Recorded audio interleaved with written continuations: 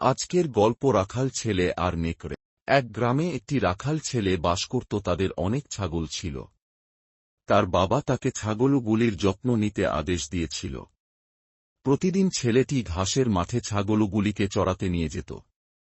রাখাল ছেলেটির এই কাজ একদম পছন্দ ছিল না, কারণ সে খেলাধুলা করতে সব সময় চাইতে। তাই সে একদিন গ্রামের লোকেদের সাথে মজা করবার সিদ্ধান্ত নিল। সে ছাগল চড়াতে গিয়ে হঠাৎ করে চিৎকার করে, নেকড়ে নেকড়ে বাঁচাও বাঁচাও। তখন গ্রামের লোক নেকড়ে শুনে যে যা পারল নিয়ে ছুটে এলো নেকড়েকে তাড়ানোর জন্য।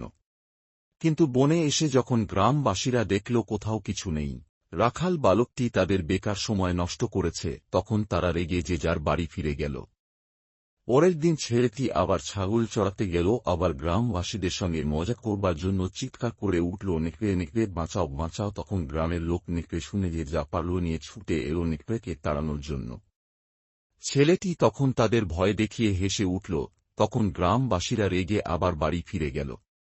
তৃতীয় দিন রাখাল ছেলেটি আবার ছাগল চড়াতে এলো। সে সেদিন হঠাৎ দেখল একটি সত্যিকারের নেকড়ে তার ছাগলের পালের ওপর আক্রমণ করেছে।